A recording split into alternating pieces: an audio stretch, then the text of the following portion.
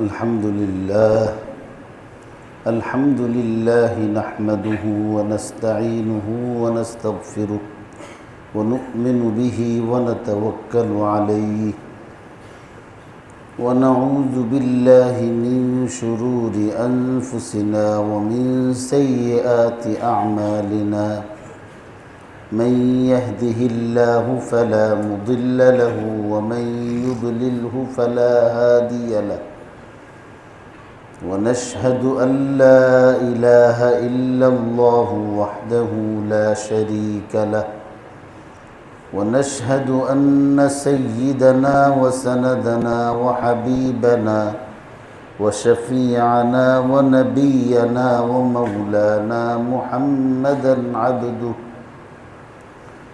ومولانا محمدا عبده ورسوله صلى الله تعالى عليه وعلى آله وأصحابه وبارك وسلم تسليما كثيرا أرسله الله تعالى إلى كافة للناس بالحق بشيرا ونذيرا وداعيا إلى الله بإذنه وسراجا منيرا أما بعد فأعوذ بالله من الشيطان الرجيم بسم الله الرحمن الرحيم وأذن في الناس بالحج يأتوك رجالا وعلى كل ضامر يأتين من كل فج عميق صدق الله مولانا العظيم وصدق رسوله النبي الأمي الكريم ونحن على ذلك لمن الشاهدين والشاكرين والحمد لله رب العالمين معزز محترم মুসল্লিয়ান کرام আল্লাহ পাক রব্বুল আলামিন নেহায়েতি মেহেরবানি এবং দয়া করে আমাদেরকে আল্লাহর ঘর মসজিদে জুমার নামাজ আদায় করার জন্য উপস্থিত হওয়ার যে তৌফিক দিয়েছেন এই জন্য সকলে আল্লাহর শুকরিয়া আদায় করি আলহামদুলিল্লাহ। জিলকদ মাসের শেষ দিকে আমরা পৌঁছে গেছি। জিলহজ মাস আসতেছে। সারা পৃথিবী থেকে আল্লাহ প্রেমিক, আল্লাহর আশেক নারী পুরুষরা হজ আদায় করার জন্যে মক্কা শরীফ মদিনা শরীফের উদ্দেশ্যে সফর আরম্ভ করে সফরের চূড়ান্ত পর্যায়ে আছে। জিলহজ মাসের ঐতিহাসিক গুরুত্ব থাকার পাশাপাশি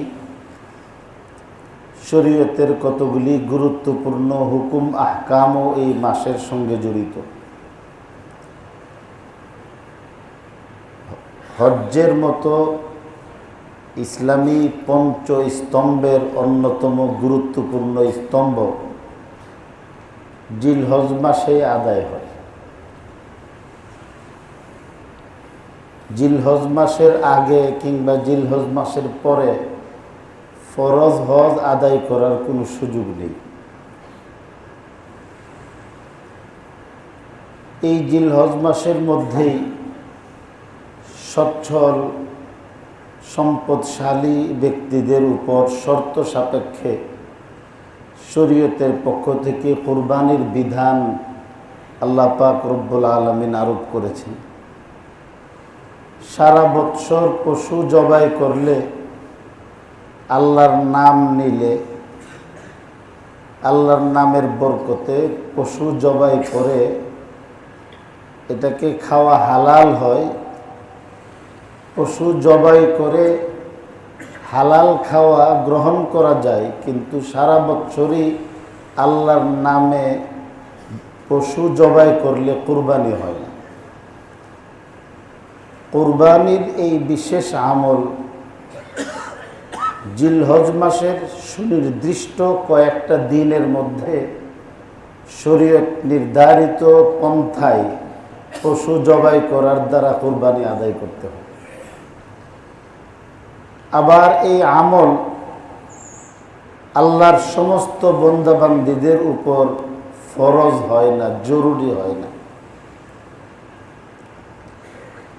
এই জিলহজ মাসের প্রথম দশক আল্লাহ পাক রব্বুল আলামিনের কাছে এত প্রিয়, এত পছন্দনীয় যে আল্লাহ তাআলা সূরাতুল ফাজরে জিলহজ মাসের প্রথম 10 দিনের কসমকে আল্লাহ আয়াত নাযিল করছে। জিলহজ মাসের এই প্রথম দশকের সঙ্গে আল্লাহর খাস বান্দাদের আল্লাহর সঙ্গে বিশেষ সম্পর্ক স্থাপন এবং আল্লাহর বিশেষ দয়া লাভ করার বিশেষ একটি আমল আছে, যে আমল জিলহজ মাসের প্রথম দশকের সঙ্গেই জড়িত। জিলহজের আগেও সেই ফজিলত নেই, জিলহজের পরেও নেই। এই জন্যে মোটামুটি সূচিপত্রের মতো আপনাদের খিদমতে কয়েকটি কথা আমি বলতে চাইতেছি। জিলহজ মাসের প্রথম দশককে আল্লাহ তাআলা সূরাতুল ফাজরে ওয়ালায়ালিন আশর বলছেন। ওয়াল ফাজরি ওয়ালায়ালিন আশর, শপথ প্রভাতকালের, সকালের কসম। ওয়ালায়ালিন আশর, এবং বরকতময় 10 রাত্রির কসম। আল্লাহ পাক রব্বুল আলামিনের কিছু বলতে গেলে, নির্দেশ দিতে গেলে কসম খেয়ে কিছু বলার, নির্দেশ দেওয়ার প্রয়োজন নেই। তারপরেও কেন কসম খেলেন? আমাদের মতো গুনাহগার, বদ্দিন, বদ আখলাকি, আল্লাহর নাফরমানি করতে করতে যাদের দিলের মধ্যে হক কথা গ্রহণ করার ক্ষেত্রেও দিল বাধা দেয়,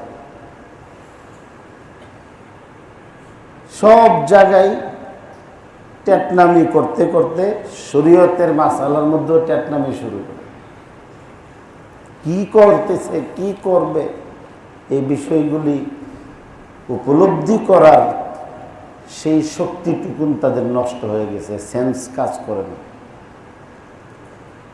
এমন আমার মতো আরও যদি এমন কোনো উপলব্ধি জ্ঞানহীন গুনাহগার থাকে, এদেরকে আল্লাহ তাআলা আল্লাহর বিধানের হাকিকত বুঝাবার জন্যে গুরুত্ব দিয়ে আল্লাহ কসম খাইছে। ওয়ালায়ালিন আশর, এই 10টা রাত্র এত বরকতের। হাদিস শরীফের মধ্যে আছে জিলহজ মাসের প্রত্যেকটা রাত্রি শবে কদরের রাত্রির চেয়ে শ্রেষ্ঠ। এই জন্য বলা হয় শবে কদর 2 ধরনের। একটা হলো খাস শবে কদর, আর একটা হলো আম শবে কদর। খাস শবে কদর তো রমজানুল মুবারকের সুনির্দিষ্ট না, অনির্দিষ্ট কোনো এক রাত্রিতে, যে রাত্রিকে আল্লাহ পছন্দ করবেন, যে রাত্রিতে আল্লাহ আল্লাহর বান্দাদেরকে মাফ করার ফায়সালা করবেন, আল্লাহ পাক আল্লাহর কুদরতি এরাদা এবং ফায়সালায় কোনো এক রাত্রিতে আল্লাহ সেই বরকত দিয়ে দেন। এই জন্যে যে রমজান মাসে রোজাদাররা রোজা রাখে, তারাবি পড়ে, তাহাজ্জুদ পড়ে, সেহরি খায়, এমন ইমানদার কোনো ব্যক্তির শবে কদর মিস হয় না। ওই শবে কদরের মানি তো মোমবাতি আর আগরবাতি জ্বালাইয়া হেই হেই করার নাম না। হাইরে হা হা, আগরবাতি জ্বালাইতে পারলাম না। আগরবাতির নাম তো আর শবে কদর না। শবে কদর হলো মহিমান্বিত রজনী, কদর মর্যাদার রাত্রি।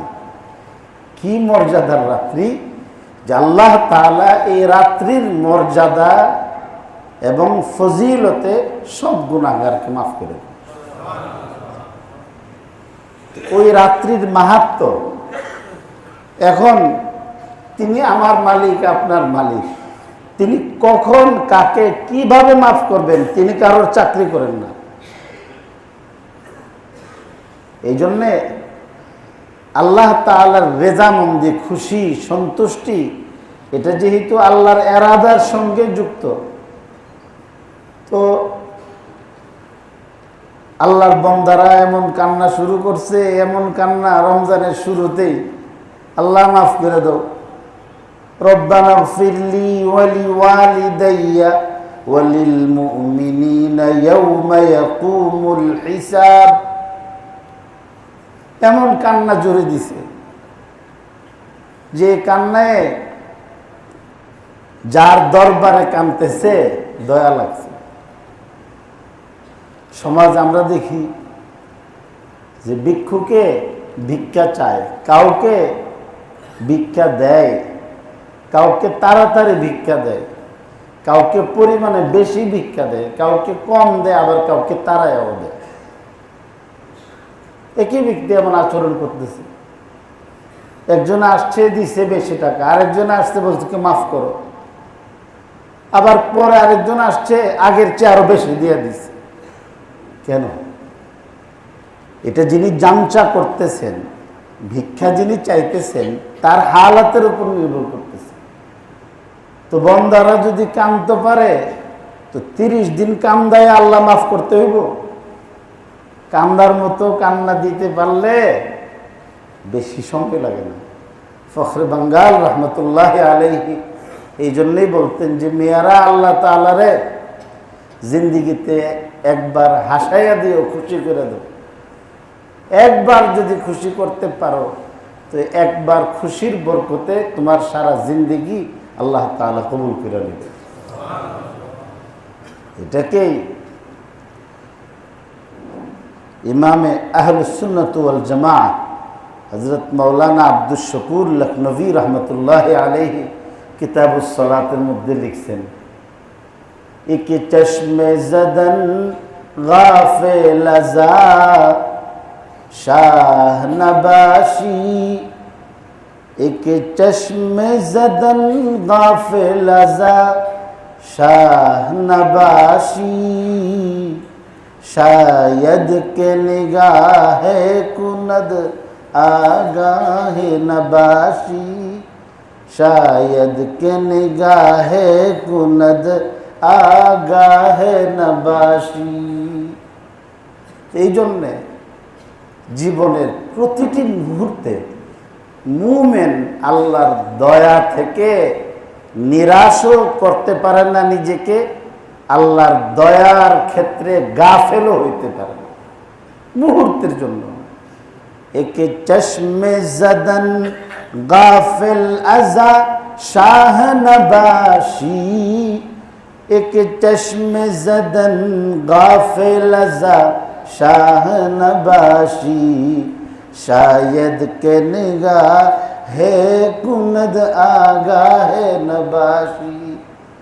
চোখের পলক, চশমে জাদান, কই যে চোখের পলকটা যে পড়ে, চোখের পলকের জন্যও আল্লাহর রহমত থেকে গাফেল হওয়া মুমিনের জন্য সাজে না। এই জন্যে রমজান শরীফে আল্লাহ তাআলা কোন সময় শবে কদর রাত্রির মর্যাদা রক্ষা করে আল্লাহর এই ডিক্লার ঘোষণা চলে আসবে এটা কেউ বলতে পারে না। ওইটা রমজান মাসে হয়। আর আরেকটা হলো আম শবে কদর, শবে কদরের রাত্রি না, কিন্তু শবে কদরের রাত্রির ফজিলত পাওয়া যায়। দেখেন না, জুস বানায় বেছে, ম্যাঙ্গো জুস। ম্যাঙ্গো জুস মানে আমের জুস। আম তো বৈশাখ মাসও ধরছে, তো আপনি আষাঢ় মাসের মধ্যে, ফাল্গুন মাসের মধ্যে ম্যাঙ্গো জুস, একদম পিওর ম্যাঙ্গোর ফ্লেভার। ম্যাঙ্গো জুস খাওয়াইতেছে, মিষ্টি কুমড়া গুল্লা, এর মধ্যে আপনার একটু সেন্ট মাইরা, আমের সেন্ট মাইরা প্যাকেটের ভিতরে ঢুকাই দিচ্ছে, আর খাইয়া যেন রাজশাহীর গাছের ডালে চড়ে আম খেলাম রে। রাজশাহীর আম গাছও উঠে ডালের মধ্যে লটকি দিয়ে উনি প্যাকেটের থেকে আম খেতেছে। ওইটার মধ্যে আম নাই, কিন্তু আমের ফ্লেভার আছে, স্বাদটা কিন্তু আছে। তো শবে কদরের আসল শবে কদর তো রমজান মাসে, কিন্তু ওইটা ছাড়াও শবে কদরের ফ্লেভার বিশিষ্ট এমন আরো রাত আছে। হাদিস শরীফের রাসূল করিম সাল্লাল্লাহু আলাইহি ওয়াসাল্লাম ফরমান, জিলহজ মাসের প্রত্যেক রাত্রি এক একটা শবে কদর, ওই রাত্রিতে ইবাদত করলে আল্লাহ শবে কদরের সমান সওয়াব দান করবেন। এটা জিলহজ মাসের রাত্রে। এই জন্যে জিলহজ মাসের রাত্রি যদি শবে কদর হয়, শবে কদরের রাত্রিতেও যদি কোনো ব্যক্তি আল্লাহর দরবার থেকে মাফি না নিতে পারে, দুর্ভাগা। আল্লাহর হাবিবের উম্মতিরা যেন বঞ্চিত না হয়, এই জন্য আল্লাহর রসুল আগাম সতর্ক করছেন যে এই রাত্রিগুলি ঘুমাইবার না, যে সূর্য ডুববে আর ডুববার পরে তোমরা সব নাকে মুখে খাঁটি পিওর সরিষার তেল মাইরা ঘুমাইবা, ফজরের নামাজ কাজা। এই জন্যে আল্লাহর রসুল এই ফজিলত বলেন নাই, ফজিলত বর্ণনা করছেন যেন এই রাত্রিগুলি ইবাদতের মাধ্যমে আমরা জিন্দা রাখতে পারি। এই ফিতনার যুগে সবচেয়ে বড় ফিতনা হলো মোবাইলের ফিতনা। কঠিন বড় ফিতনাগুলির বড় একটা ফিতনা, এবং এই ফিতনায় এখন আবার বৃদ্ধ বনিতা, যুবক এবং কচি কাঁচা বাচ্চা কথা বলতে পারে না, সেও মোবাইল টিপতে পারে। কান্নাকাটি শুরু করছে, মায়েরাও তাদেরকে কান্না থামাইবার জন্য হাতে মোবাইল দিয়ে দেয়। বাচ্চাদেরকে খাবার খাওয়াইতে গিয়ে বাচ্চা খাবার খায় না, হাতে মোবাইল ধরায় দেয়। তো ফলশ্রুতিতে দেখা যায় যে রাতের বেলা অহেতুক কোনো কাজ নাই, মোবাইল দিয়া সময় এমনভাবে অপচয় করে যে রাত্রে আর ঘুমাইবার সুযোগ থাকে না। এবারের জিলহজ মাসের প্রত্যেকটা রাত্রি সারা পৃথিবীর মানুষের জন্য, আমারে পরে জিজ্ঞাসা করবে, আপনাকে পরে জিজ্ঞাসা করবে, আমাদের এই টঙ্গী বাজার মসজিদের যারা নামাজ পড়েন, আমাদের এই জিলহজ মাসের কোনো রাত্রিতে যেন নাজায়েজভাবে মোবাইল বা অন্য কোনো কিছু ব্যবহার করে ওই রাত্রিগুলি যেন আমরা নষ্ট না করি। অন্তত 10টা দিন নিজেকে হেফাজত করি। যেই মোবাইল ব্যবহার করার পরে গুনাহে লিপ্ত হয়ে যাওয়ার আশঙ্কা থাকে, এমন ব্যক্তির জন্যে এই ধরনের মোবাইল ব্যবহার করা জায়েজ না। নিজেকে নিয়ন্ত্রণ করতে পারে না, হারাম দৃশ্য সে মানুষের সামনে দেখবে না, কিন্তু দরজা লাগাইলে ঠিকই দেখবে। এমন ব্যক্তিদের জন্য স্মার্টফোন ব্যবহার করা জায়েজ না, কারণ সে নিজেকেই নিজে ধোঁকা দেয়। বাজারে আসলে, মানুষের সামনে আসলে কোডি মোবাইল ব্যবহার করে, দেখা কি উনি কিচ্ছুই বুঝে না, সব বুঝে, সময় মতো ঠিকই কাম করে। আমি আমার নিজেকে আমি ফাঁকি দিতে পারি না। আপনাকে আমি ফাঁকি দিতে পারবো, আপনি আমাকে পারবেন, কিন্তু আমি তো আমাকে ফাঁকি দিতে পারবো না, আমার আল্লাহরে ফাঁকি দিতে পারি না। গভীর থেকে গভীর অন্ধকারেও যদি আমি কোনো কাজ করি, আমার আল্লাহ এটা দেখেন। এটা আমরা যে বলি, উপলব্ধিও করা দরকার। এটা বলা না শুধু যে হ্যাঁ আল্লাহ দেখতেছেন, আল্লাহ যদি দেখেন তাহলে দিলের মধ্যে এটা বসাইয়া আমি আমার নিজের উপর সুবিচার করি। আরে মানুষকে ভালোবাসবেন, ইসলামরে ভালোবাসবেন, সব ঠিক আছে, আগে নিজেকে ভালোবাসেন। আমি আমাকে যদি ভালোবাসি তাহলে আমার জীবন, আমার জিন্দেগি, আমার আখলাক, আমার ঈমান নষ্ট হয় এমন কাজ করতে পারি না। এই রাত্রগুলি, জিলহজ মাসের এই এক একটা রাত্র, যে রাত্রকে আল্লাহ এক একটা শবে কদর বানাইছেন, আমি যেন মোবাইল দিয়া বা অন্য কোনোভাবে এই রাত্রিগুলি যেন নষ্ট না করি, এই জন্য আমরা প্রস্তুত আছি তো? আল্লাহ আপনি কবুল করেন। 2 নম্বর, জিলহজ মাসের এক একটা দিন রোজা রাখলে আল্লাহ তাআলা এক বছর করে রোজা রাখার সওয়াব দান করেন। একটা রোজা রাখলে 1 বছরের রোজা। এইভাবে 1, 2, 3 করে 9 দিন যদি রোজা রাখে কোনো ব্যক্তি, আল্লাহ তাআলা তাকে 9 বছর রোজা রাখার সওয়াব দান করবে। তেমনি ভাবে 10 তারিখ রোজা রাখা যায় না। 9 দিন রোজা রাখার দ্বারাতে যে পরিমাণ সওয়াব হবে, কোরবানির দিন আল্লাহর হুকুম মানার উদ্দেশ্যে কোরবানি করার আগ পর্যন্ত যদি কিছু না খেয়ে ঈদের নামাজ পড়া তারপরে যদি কোরবানি করে, কোরবানির জানোয়ার দিয়ে যদি ইফতার করে, সারা জীবন মানুষ রোজা রাখার পরে সূর্য ডুবলে ইফতার করে, আর ওই দিন আল্লাহ এত খুশি যে নামাজ পড়ে পশু কুরবানি করে দিন আরম্ভ হয়েছে না, ওই সময় ইফতার করলে আল্লাহ সারা বছর রোজা রেখে ইফতার করলে যে সওয়াব, আল্লাহ সেই সওয়াব দান করে। কুরবানির সময় কোনো ব্যক্তি পশু কুরবানি দিলে আল্লাহ তাআলা যেমন তার গোশত খাওয়ার স্বাদ মিটাইতেছেন, পাশাপাশি কুরবানির পশুর শরীরের পশম যতগুলি আছে, আল্লাহ সেই পরিমাণ নেকি এবং সওয়াব তার আমল নামায় লিখে এই পরিমাণ গুনাহ আল্লাহ তার ঝরায় দেয়। এগুলি তো এই মাসের সঙ্গে জড়িত। কোরবানির ফাজাইল তো বর্ণনা করছি, কোরবানির মাসায়েলও আছে।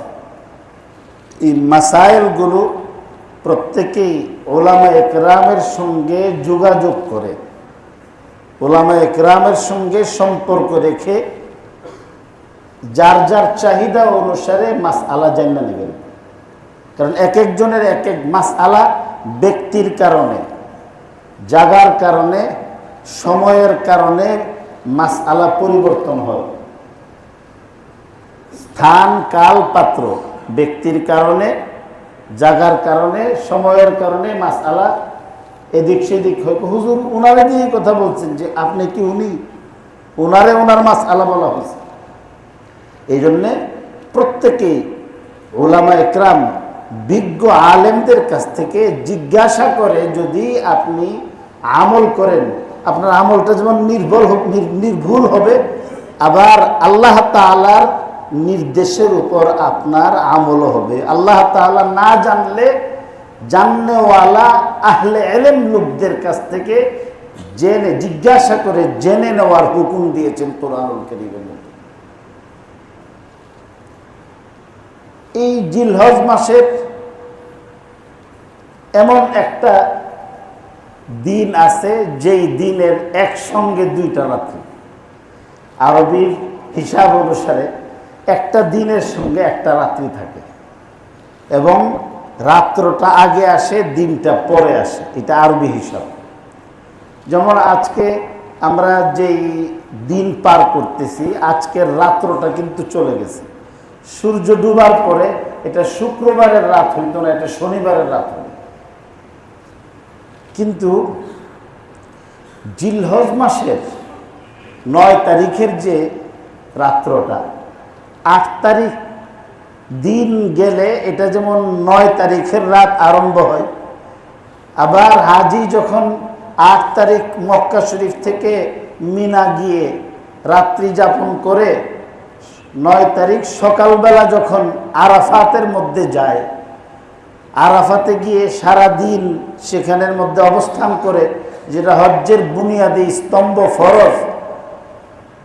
আরাফাতে সূর্য ডুবার পরে মুজদালিফায় যায়, মুজদালিফায় গিয়ে ওকুফ করে।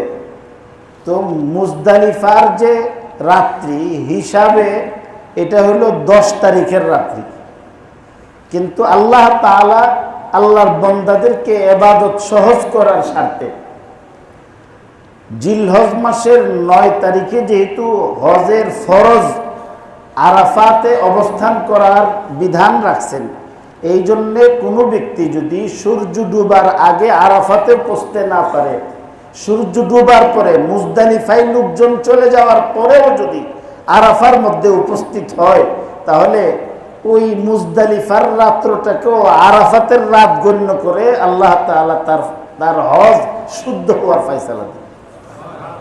এই জন্যে দিন একটা, রাত্র হলো তার 2টা। এইভাবে আল্লাহ তাআলা জিলহজ মাসকে মহিমান্বিত করেছেন। এই জিলহজ মাসের সঙ্গে হজ জড়িত, হজের সঙ্গে প্রেম, ভালোবাসা, ত্যাগ, কুরবানির ইতিহাস জড়িত। এই জিলহজ মাস আসলে 9 তারিখ সকাল থেকে আরম্ভ হয় তাকবীর পরে, আল্লাহু আকবার, আল্লাহু আকবার, লা ইলাহা ইল্লাল্লাহু আল্লাহু আকবার, আল্লাহু আকবার ওয়ালিল্লাহিল হামদ। এই যে তাকবীর পড়া হয় 9 তারিখ ফজরের পর থেকে শুরু করে 13 তারিখ আসরের পর পর্যন্ত, এই ওয়াক্ত 23 ওয়াক্তের নামাজে পরপর তাকবীর পড়তে হয়। এই তাকবীরের সঙ্গে ইতিহাস জড়িত আছে। হযরতে ইসমাঈল আলাইহিস সালাতু ওয়াস সালামকে যখন হযরতে ইব্রাহিম আলাইহিস সালাতু ওয়াস সালাম মিনার নির্জন প্রান্তে আল্লাহর হুকুম মানার জন্য, কুরবানি করার জন্য নিয়ে যাইতেছিলেন, যখন ঘর থেকে বের হলেন তো শয়তান প্রথম এসে হযরতে হাজেরার কাছে বললেন, ইব্রাহিম ইসমাঈলকে নিয়ে কোথায় যাচ্ছে জানো তুমি? বললেন যে বাবা তার ছেলেকে নিয়ে কাঠ সংগ্রহ করতে যাচ্ছে। না, ইব্রাহিম আলাইহিস সালাতু ওয়াস সালাম মানে ইসমাঈলকে জবাই করবে। তো হযরতে হাজরা বললেন যে আওয়া ইয়াকতুলুল ওয়ালিদুল হানুন ওয়ালাদাহু, একজন মমতাময় হৃদয়বান পিতার পক্ষে কি নিজের সন্তানকে জবাই করা সম্ভব? কশ্চিন কালেও ইব্রাহিম আলাইহিস সালাতু ওয়াস সালামের মতো ব্যক্তি তার কলিজার টুকরা ইসমাঈলকে জবাই করতে পারেন না। তো এই কথা বলার পরে আসল কথা হচ্ছে কি, আল্লাহ ওয়ালারা সবচেয়ে বেশি বুদ্ধিমান হয়, আর মানুষে মনে করে যে এরা বুঝে না কিচ্ছু। তো শয়তান যেখানে ধরা খাইতেছে, শয়তানে নিজেই বুঝছে না। তো হযরত হাজেরারে যখন বলছে যে জবাই করার জন্য নিছে, উনি স্বাভাবিক কথা বলছেন যে পিতা পুত্রকে জবাই করতে পারে, আবার তাও ইব্রাহিমের মতো পিতা আর ইসমাঈল আলাইহিস সালাতু ওয়াস সালামের মতো সন্তান। এই কথা বলার পরে সে বলেছে না না, আল্লাহ তাআলা ইব্রাহিমকে ইসমাঈলকে জবাই করার জন্য বলছেন। আসল কথা বের করে দিয়েছে, যে মহিলাদের আল্লাহ তাআলা অনেক সূক্ষ্ম বুদ্ধি দিছে। এই যে একটু চিমটি দিছে, চিমটি দিয়ে কিন্তু শয়তানে ধরা খেয়েছে, আসল কথা কয়ে দিচ্ছে। না হয় শয়তানের জীবনও সত্য কথা বলে নইলে বলছে যে আল্লাহ তাআলা ইব্রাহিমকে ইসমাঈল নামক পুত্রকে আল্লাহর রাস্তায় কুরবানি করার জন্য হুকুম দিয়েছেন। এই কথা বলার সাথে সাথে আম্মা জান হযরত হাজেরা বলেন যে আলহামদুলিল্লাহ, আল্লাহ যদি আমার ছেলেকে জবাই করার হুকুম দিয়ে থাকে তাহলে আমি সবর করব, আমি এটার উপর সন্তুষ্ট আছি। শেষ, তার চক্রান্ত শেষ। নামাজ পড়তে আসছেন না, নামাজ পড়তে আসার সময় নামাজি ব্যক্তিদের এমন শয়তানের ধোঁকা দেয়। ছোট্ট বাচ্চা এতক্ষণ কাজ করছে, কি করছে না করছে, কাপড় পিনতে মসজিদে রওনা দিচ্ছেন, এখন হেও রওনা দিচ্ছে আপনার সাথে আইব, সারাদিন নেই, তুললে বসাইছে, দোকান লাগাইতে গেছেন, কাস্টমার আছে, মনে হইতেছে যে সারাদিনে যা বিক্রি না হবো এমন সব এখন লিয়ে দেব। শয়তান এর কাছে তার কথায় মিল্লা দোকান আটকায় দেখেন আপনারা কতক্ষণ ঘুরাইয়া এরপরে বোঝে না পছন্দ। আর যদি কিন্নাও নেয় তাইলেও একটা মানুষের কাছে ইবাদত বন্দেগীর চেয়ে সারা পৃথিবী, হাদিস শরীফের মধ্যে আছে লা সাজদাতুন ওয়াহিদাতুন খায়রুম মিনাদ দুনিয়া ওয়া মা ফিহা, আল্লাহরে খুশি করার জন্য একটা সেজদা হাসরের দিন মিজানের পাল্লায় যদি রাখা হয় আর সারা পৃথিবীর সব সম্পদ যদি একটা পাল্লায় রাখা হয়, আল্লাহর সেজদার পাল্লাটা ভারী হবে। শয়তান বাধা দিচ্ছে, আরেকটু সামনে গেছে, যাওয়ার পরে এবার ইব্রাহিম আলাইহিস সালাম ধ্যানমগ্নতার সামনে অগ্রসর হইতেছে, আর ইসমাইল আলাইহিস সালাম পেছনে। তো হযরত ইসমাইলকে এসে বললেন যে কোথায় যাচ্ছ? আব্বার সঙ্গে যাইতেছি। তোমার আব্বা কিন্তু তোমাকে জবাই করবে। আমার আব্বা আমাকে জবাই করবে? কশিন কালো না, তোমার আব্বা তোমাকে জবাই করার জন্য আনছে, দেখো না রশ্মি আনছে, ছুরি নিয়ে আসছে, আনছে কাঠ কাটবে। তাহলে না, তোমাকে কিন্তু জবাই করবে। কেন জবাই করবে? আমি কি করেছি? তো সে তখন আবার বলে যে আল্লাহ তাআলা পর পর কয়েকদিন তোমার আব্বার নিকট ওহী পাঠাইছেন তোমাকে যেন আল্লাহর রাস্তায় কুরবানি করে। আবার আসল কথা বের হয়েছে। হযরত ইসমাইল আলাইহিস সালাতু ওয়াস সালাম বলেন যে আল্লাহ যদি আমার আব্বাকে আমাকে কুরবানি করার হুকুম দিয়ে থাকে, আমি আমার আল্লাহর এই হুকুমের উপর সন্তুষ্ট আছি। তারপরে হাতের মধ্যে 7টা কাঙ্কর নিয়েছেন, 7টা কাঙ্কর নিয়ে একটা একটা করে ঢিল ছুঁড়ে শয়তানকে সরাই দিয়েছে। সেখান থেকে এই কাঙ্কর মারার হুকুম এই আল্লাহ তাআলা এত পছন্দ করছে। ইসমাইলকে পছন্দ করে নাই, ইসমাইলের একটা ঠুনকো আমল, বাহ্যিক দৃষ্টিতে এমন ইট নিয়ে ছোড়াছুরি করা, এটা তো বাচ্চাদের কাজ। আমাদের বাচ্চারাও যদি এমন ছোড়াছুরি করে আমরা নিষেধ করি, কিন্তু আল্লাহর হুকুম নবীর তরিকায় প্রেম ভালোবাসার এই দিয়ে এটাকে যখন আল্লাহর দরবারে এটাকে নজরানা পেশ করছে, আল্লাহ যখন কবুল করছে, এই ইটাকে ঢিল ছোড়াটাকে ইবাদত বানাই দিয়েছে। কোনো হাজি হজ করতে গিয়ে যদি এটাকে হালকা মনে করে কাঙ্কর না মারে, সময় মতো যদি না মারে, গুনাহ হবে, দম ওয়াজিব। সেখানের মধ্যে আবার এতক্ষণ ঢিল ছুড়ছেন, শয়তান যতক্ষণ দৃষ্টির আড়ালে না গেছে, আবার সামনে গেছে, আবার শয়তান আসছে, আবার ধোঁকা দিছে, তো আবার এইভাবে পাথর মারছে। তো এইভাবে আবার কিছু দূর পরে যাওয়ার পরে আবার পাথর মারছে। আপনারা দেখবেন যারা হজ করতে গেছেন, কাঙ্কর মারার এই শয়তানের যে সিরিয়ালটা, এটা সুজানা, এভাবে গিয়ে এইভাবে গিয়ে এইভাবে গেছে বাক্কা, প্রায় 2.5 কিলোমিটারের মতো এই রাস্তাটা। এই পুরাটা জায়গার মধ্যে হযরত ইসমাইলের মতো মহামানবকেও শয়তান সরাইবার জন্য কাজ করছে, কাজ হইছে না। আমার মতো আপনাদের মতো সাধারণ মানুষের পেছনে শয়তান কিভাবে লাগতে পারে, এটা তো সহজেই বোঝা যায়। এই শয়তান সবচেয়ে বড় শত্রু, কিন্তু তাকে শত্রু মানি না, তার সঙ্গে আমরা সখ্যতা সৃষ্টি করি। তো আবার এইভাবে 3বার যখন কাঙ্কর মারছে, আর একটু সামনে গেছে, যাওয়ার পরে হযরত ইসমাইল বলতেছেন যে আব্বা, আমার আম্মা তো আমাকে অনেক পছন্দ করেন, আমি তো আমার আম্মার কাছ থেকে বিদায় নিয়ে আসতে পারি নাই। এই শেষ বয়সে আল্লাহ আমাকে আপনাদের কাছে আমানত হিসেবে পাঠাইছে। আমার মৃত্যুর পরে আমার মার অনেক কষ্ট হল, এই জন্য আমার শরীরের কাপড়গুলি উঠাইয়া দিন, আমার অবর্তমানে আমার সালাম দিয়ে আমার মার কাছে আমার কাপড়গুলি পৌঁছাইয়া দিন। আমার এই কাপড়ের মধ্যে আমার শরীরের গন্ধ নিয়ে আমার মা সান্ত্বনা খুঁজে পাবে। মৃত্যুর সময়ও নেক ছেলে, নেককার ছেলে মা বাপের কথা ভুলতে পারে না।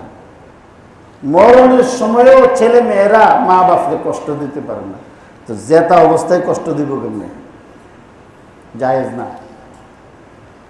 এরপরে আবার বললেন যে আব্বা, আপনি তো আমাকে অনেক মহব্বত করেন, আমাকে যখন জবাই করবেন মৃত্যুর যন্ত্রণা তো অনেক কঠিন, বাপের সান্ত্বনা দিতেছে।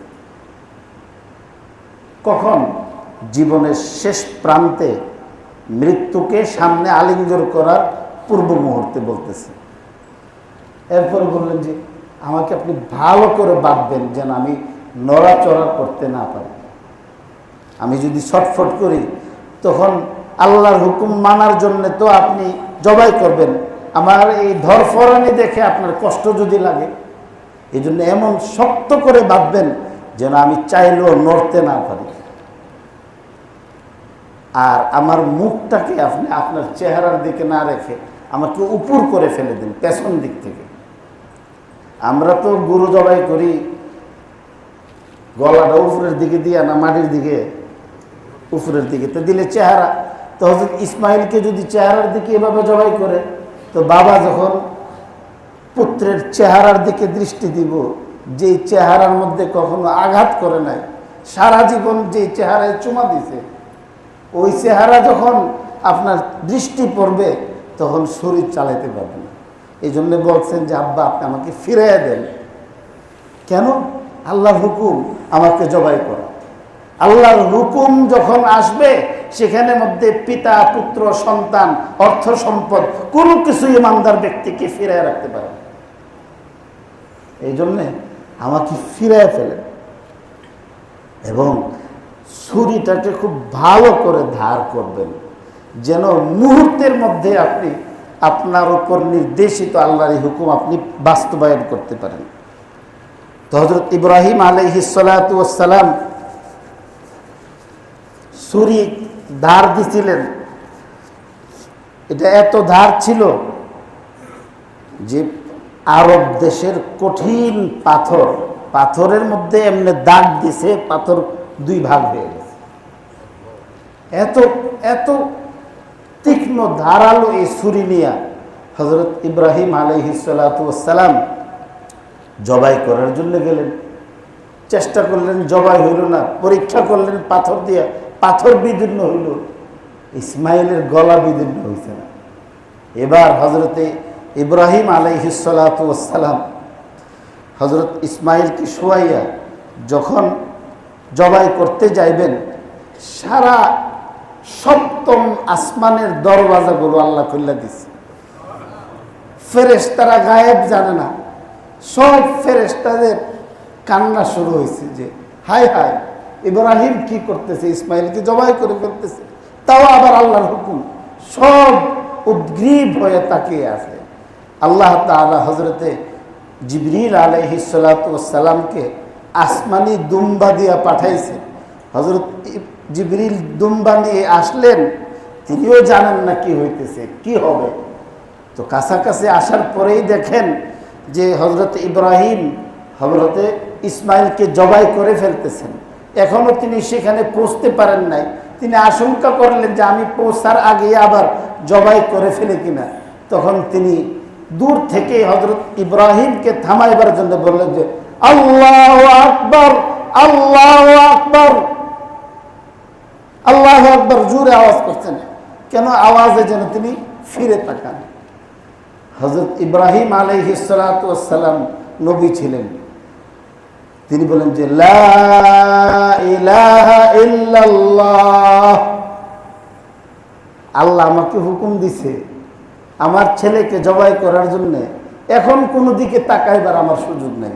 লা ইলাহা ইল্লাল্লাহ, আল্লাহ ছাড়া আর কোনো মাবুদ নাই, তিনি যা বলছেন সেটাই হবে, আমার পক্ষে হলো আমার বিপক্ষে হলো। তিনি যখন লা ইলাহা ইল্লাল্লাহ বলছেন, হযরতে জিবরিল আলাইহিস সালাতু ওয়াস সালাম হযরত ইসমাইলকে সরায়া দিলেন, আর হযরত ইব্রাহিম এই চক্ষু বন্ধ করে ছুরি কিন্তু চালায়া দিছে। তো হযরত ইব্রাহিম আলাইহিস সালামের ছুরির নিচ থেকে ইসমাইল আলাইহিস সালামের গলা সরায়া দিয়া হযরত জিবরিল আসমানি দুম্বার গলা লাগায় দিছে, কুরবানি হয়ে গেছে। ইসমাইল আলাইহিস সালাম এখানে জবাই হওয়া থেকে নাজাত পেয়ে তিনি বলেন যে ওয়ালিল্লাহিল হামদ, যে সব প্রশংসা কার? আল্লাহ, যে আল্লাহ আমার বাঁচাইছেন। লা ইলাহা ইল্লাল্লাহু আল্লাহু আকবার, আল্লাহু আকবার, ওয়ালিল্লাহিল হামদ। আল্লাহ পাক রব্বুল আলামিনের কাছে হযরত জিবরিলের, হযরত ইব্রাহিমের, হযরত ইসমাইলের এই জিকিরটা এত পছন্দ, এত ভালো লাগছে যে হাজিরার মুখে মুখে, নামাজি মুসল্লিদের মুখে মুখে আল্লাহ তাআলা এটাকে শরীয়তের বিধান বানাইয়া এই গীত গাইবার হুকুম জারি করছেন যে নামাজি নামাজ পড়তেছো, কিন্তু নামাজ পড়ার পরে আমার ইব্রাহিমের ইতিহাস স্মরণ করো, আমার জিবরিলের ইতিহাস স্মরণ করো, আমার ইসমাইলের ইতিহাস স্মরণ করো, যে আমার হুকুম মানার ক্ষেত্রে কারোর বাধা এরা কিন্তু পরোয়া করে নাই, আমার হুকুম মানতে বাধা দেয় না, ফিরায় রাখতে পারে নাই। তুমি কিন্তু তাদের বংশধর, আমার হুকুম মানতে আসলে তোমারও এমন পরিস্থিতি আসবে, আমার হুকুমের সঙ্গে কোনো কিছু তুলনা করো না, আমার হুকুম মানার ক্ষেত্রে কারোর সঙ্গে কোনো আঘাত করো না। আল্লাহ তাআলা এইভাবে এই তাকবীরের বিধান চালু করে দিয়েছে। আল্লাহ তাআলা এই জিলহজ মাসের প্রত্যেকটা আমল আমাকে, আপনাকে, সবাইকে সহি সহি তরিকায় পালন করার তৌফিক দান করুক। আল্লাহ তাআলার এই হুকুম কোরআন শরীফের মধ্যে আল্লাহ দিয়ে দিয়েছেন নারীদের জন্য, আল্লাহ তাআলা এই হুকুম পুরুষদের জন্য দিয়েছেন। আল্লাহর হুকুমের উপর কোনো বন্দার হুকুম চলে না। আমাদের দেশের মধ্যে নারী কমিশন নামে আল্লাহর হুকুমের উপর হাত দিছে, আল্লাহর কোরআনের আয়াতের উপর হাত দিছে, এবং পতিতালয়, পতিতা বৃত্তিকে একটা পেশা আখ্যায়িত করে এটা সমাজের মধ্যে রাষ্ট্রীয় স্বীকৃতির জন্য কমিশনেরা কাজ করতেছে। পতিতাবৃত্তি এরাও যেন এই কাজটা নিরাপদে করতে পারে, এটাও তো একটা প্রফেশন। চুরির জন্য একটা কমিশন এরা করুক, কারণ চুরেরাও রাত্রি জাগরণ করে অনেক কষ্ট করে চুরি করতে হয়, ধরা খাইলে মাইর খা, অনেক সময় এরা জানও দিতে হয়। তো এটাও তো একটা প্রফেশন, চুরি বিদ্যাও তো একটা বড় বিদ্যা। তার জন্য বলতে হবে যে চুরির জন্য একটা আলাদা কমিশন করেন, চুরেরা যদি চুরি করতে চায় তাহলে নিরাপদে যেন করতে পারে। ডাকাতি যারা করেন এটাও তো একটা কঠিন প্রফেশন, এটার জন্য আর একটা আইন করে যে ডাকাতি করতে গেলে যেন কেউ তাদেরকে বাধা না দেয়, গেলে এই জন্য আপনার সময় মতো টাকা পয়সা দিয়ে দেয়। অনেক সময় এরা না যদি জানে তাহলে টাকা পয়সা যারা আপনারা কামাইছেন আর কাছে সংবাদ যেন সময় মতো পৌঁছাই দেন যে আমরা এই টাকা পয়সা কামাইছি, আপনারা লইয়া দেন।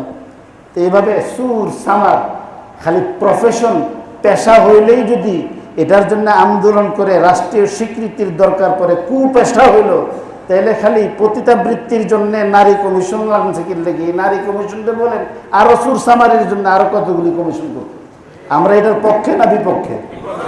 আমরা বিপক্ষে, আমরা কোরআনের পক্ষে, আমরা নবীর আদর্শের পক্ষে, সুন্নতের পক্ষে, আমরা ইসলামের পক্ষে, আমরা মানবতার পক্ষে। যারা এর বিপক্ষে যাবে আমরা তাদের সঙ্গে আঘাত করব না। ওলামা একরাম বিরোধিতা করতেছেন, প্রতিবাদ করতেছেন, প্রশাসনের লোকদের উপর অনুরোধ থাকবে আপনারা আমাদের দেশে হানাহানি মারামারি না করাইয়া এই সমস্ত ঠুনকু আজে বাজে জিনিস আইনা নিজেদের মধ্যে ঝগড়া না লাগাইয়া এগুলির নিরসন করেন। আর যারা প্রতিবাদ করতেছে তাদেরকে আপনারা সমর্থন করেন। আল্লাহ তাআলা আমাদেরকে তৌফিক দান করুন।